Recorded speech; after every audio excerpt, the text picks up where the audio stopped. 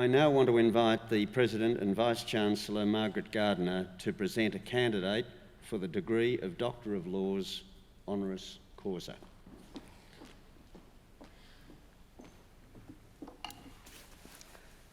Deputy Chancellor. Professor Allan Fels is a renowned Australian economist, lawyer and public servant, most widely known for his role as Chairman of the Australian Competition and Consumer Commission. He became one of the economy's most influential figures and a very important activist regulator in Australia. Professor Fels has held numerous regulatory roles in insurance, agriculture, telecommunications and aviation. He was also Chairman of the former Trade Practices Commission and Chairman of the Prices Surveillance Authority. Upon his retirement from the ACCC, Professor Fels became Foundation Dean of the Australian and New Zealand School of Government, a position he held until 2012 when he was appointed Professor of Government. In recent years, Professor Fels has worked on the provision of programs for senior public sector leaders in China and India. The China Advanced Leadership Program, conceived, negotiated and directed by Professor Fels, is undertaken in partnership with the Organisation Department of the Communist Party in China. Professor Fels was an integral participant in the 15-year process of drafting the Chinese anti-monopoly law and currently advises the Chinese government on the law's implementation. Academically, he is co-director of the Competition Research Centre at the Chinese Academy of Science and an international advisor to the Chinese Academy of Social Science. Professor Fels remains a leading figure globally in competition policy and law. He co-chaired the OECD Trade and Competition Committee from 1996 to 2003 and continues to be a regular keynote speaker at major global competition policy conferences. He has also been a long-term and passionate advocate of mental health policy reform and a commissioner of the Royal Commission into Mental Health in Victoria. He is the former chair of the Australian National Mental Health Commission, patron of numerous mental health organisations including Mental Health Council of Australia, Mental Health Victoria and Sane Australia, and the winner of the prestigious 2017 National Mental Health Prize Award. He also chairs the Haven Foundation, which provides accommodation, support and care for persons with severe persistent mental illness, and is a board member of Mind Australia. Professor Fels began his career in Australia at Monash in 1973 and was Professor of Administration and Director of the Monash Graduate School of Management from 1984 until 1989. Prior to that, he was a research fellow in the Department of Applied Economics at the University of Cambridge, where he wrote the British Prices and Incomes Board, which shows you where his regulatory career began in research. He is currently an adjunct professor at Monash University in the Faculty of Business and Economics, a professorial fellow at the University of Melbourne, and chairs the advisory board of the Centre for Health Economics at Monash University. In 2001, Professor Fels was made an Officer of the Order of Australia for service to Australian competition policy through the development and regulation of trade practices and consumer protection, and to public education in relation to consumer law and its implications for business and commerce. It's a grand career.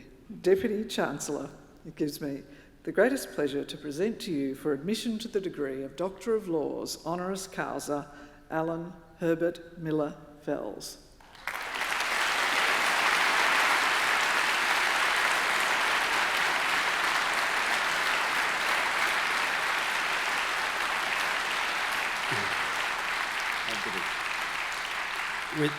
With the authority of Council, I admit you, Allan Herbert Miller Fels, to the degree of Doctor of Laws, honoris causa.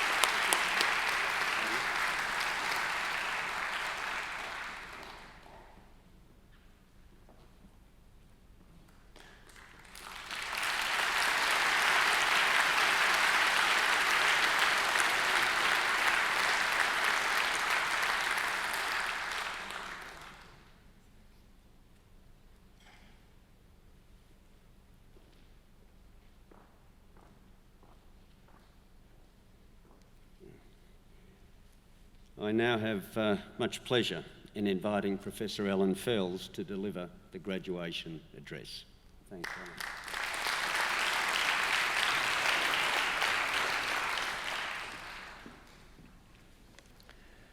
Alan. Deputy Chancellor, the Honourable Simon Crean, President and Vice-Chancellor, Professor Margaret Gardner, Dean of the Faculty of Business and Economics, Professor Simon Wilkie, Interim Deputy Vice-Chancellor, Enterprise and Engagement, Mr Damien Farrell, members of the faculty, members of my family and friends, ladies and gentlemen, and especially the new graduates. I wish to acknowledge the people of the Kulin Nations on whose land we are gathered today. I pay my respects to their elders past and present. And I want to acknowledge the honour Monash University has conferred on me.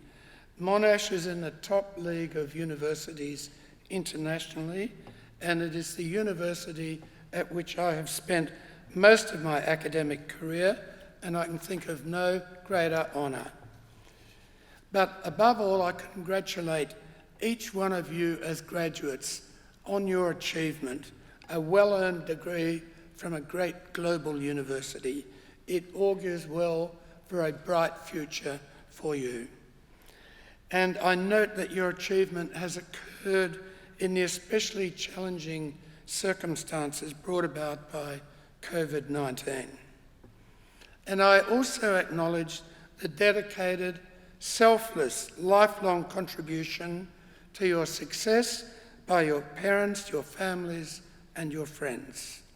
And I pay tribute to the outstanding teachers from the Faculty of Business and Economics. I'll say something about your future as graduates in a few moments, but I want to cover a couple of other points first. You may wonder what a person who has worked on competition has to say to you. I make one point.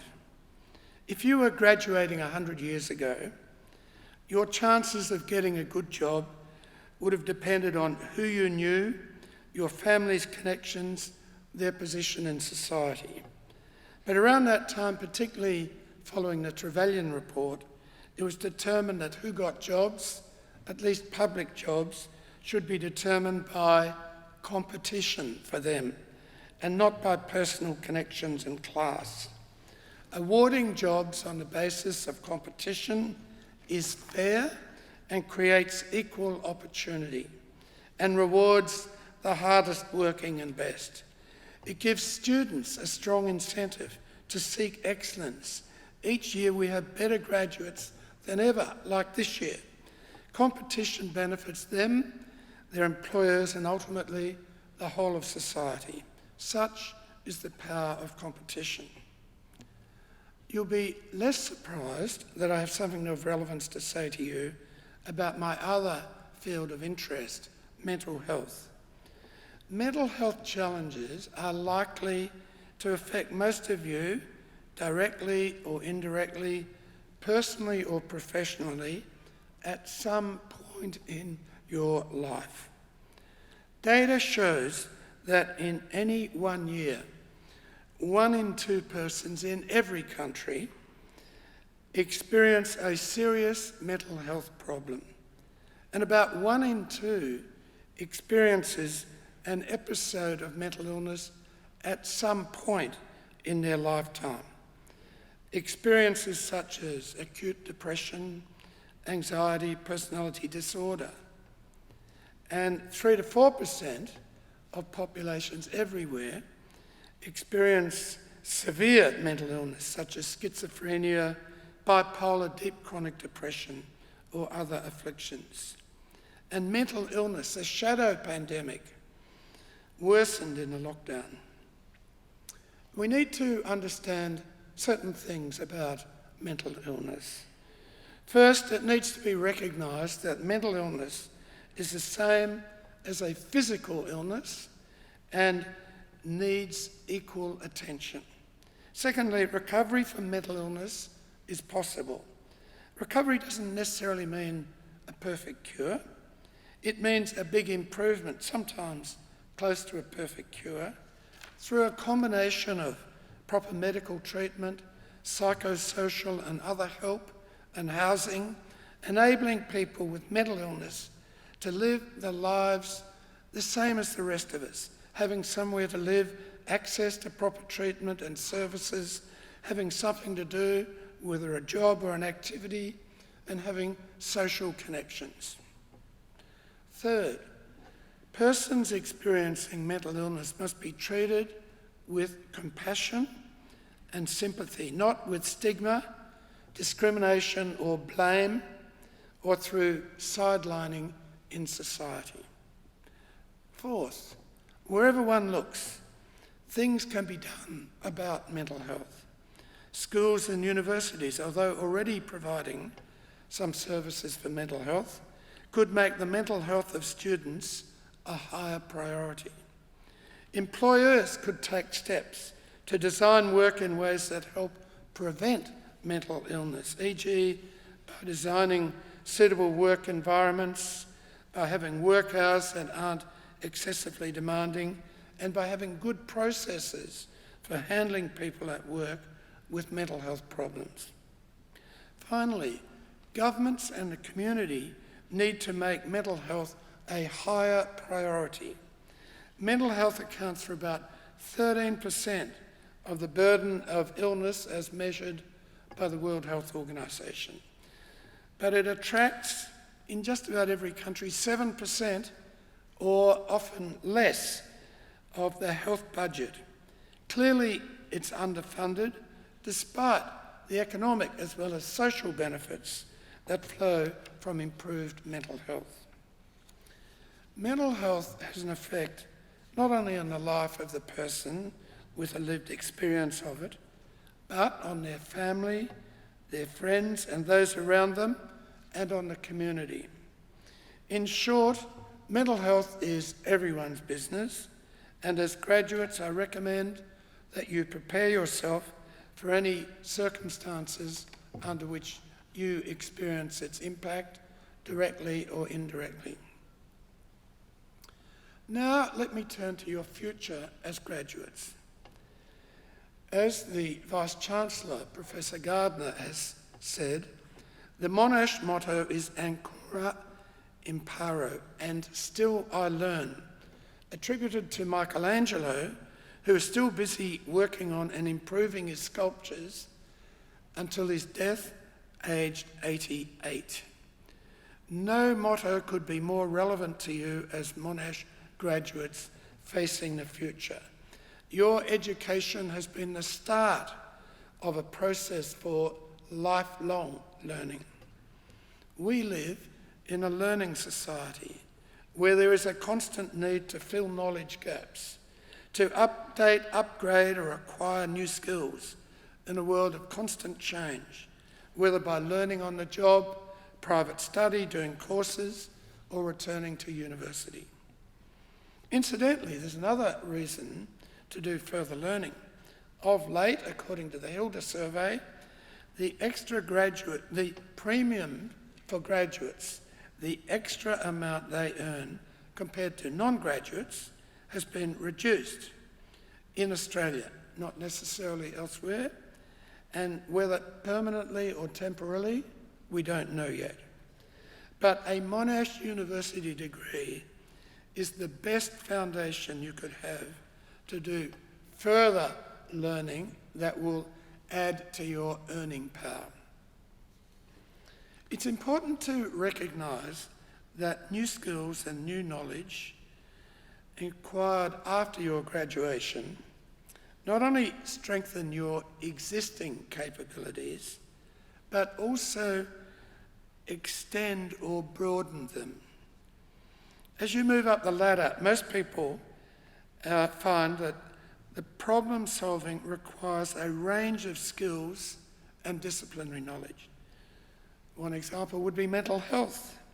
It's a medical, social services, housing, education, employment, legal, political, and economic problem that no one agency or welfare provision or new drugs and treatments can solve alone.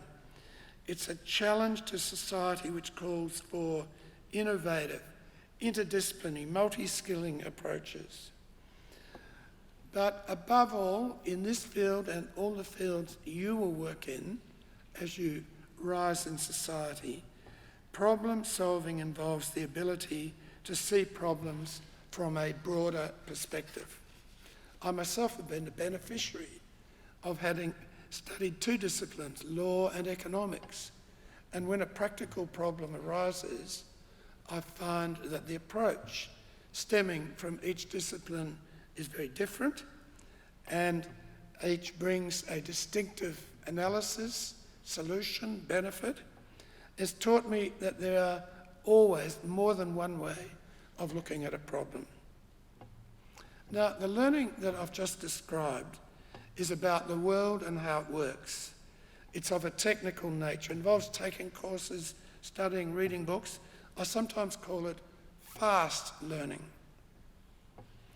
But the classical concept of education has two components. First, there is, as I've said, the learning about the world in a technical sense. But second, learning how to improve yourself as a person. It relates to an individual's own personal life, how to improve yourself as a person, as a parent, as a family member, as a friend, as a member of an organisation, a community, an economy, a society. It includes learning about improving yourself, reflecting on your life, but also about understanding, dealing and working with other people, working in teams, leading them. This is where the humanistic side of learning is relevant, whether that learning occurs in a university or school, in family, in the community, in the entertainment, in the arts, and so on. This form of learning, but generally, however, doesn't just come from books or courses. This form of learning is very much the product of experience and continual self-reflection on that experience. It's a drawn-out process. I call it slow learning, learning which continues for the whole life.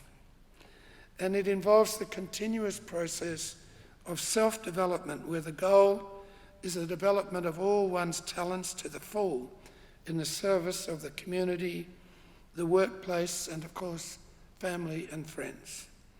The greatest rewards come from helping others and learning from others. So seek out mentors wherever you can. This other aspect of education is as important as the technical side.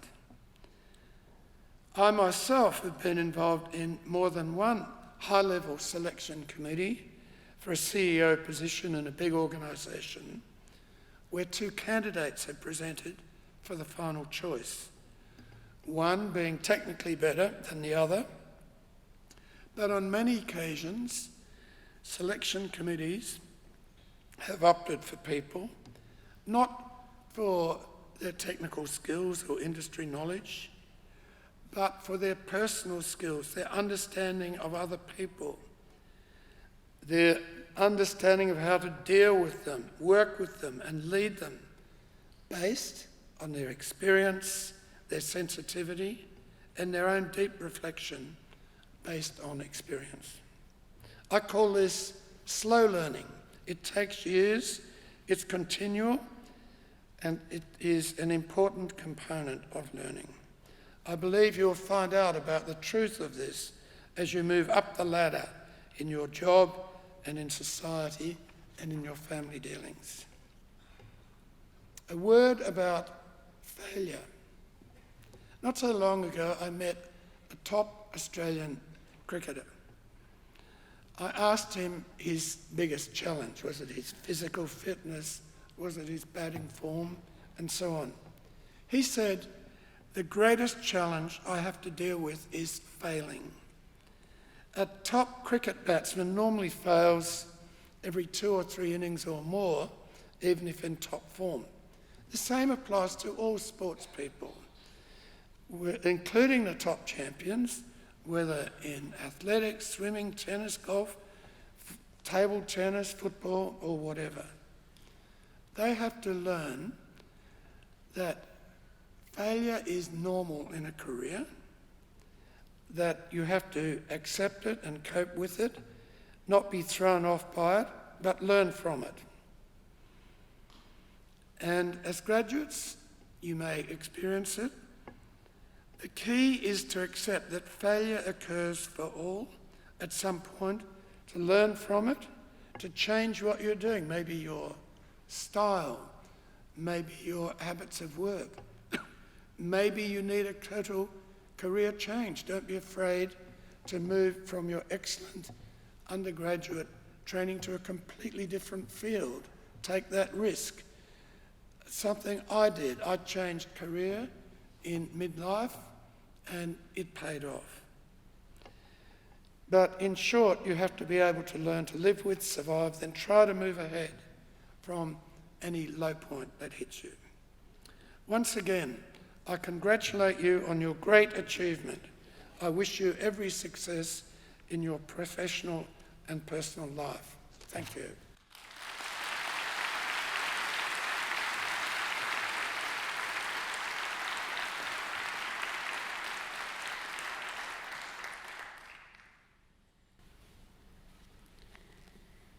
Thank you, Allan, for that inspiring address. And this is someone who started here and he's finishing here being honoured. So that too is the inspiration, I think, to you as you go forth from here.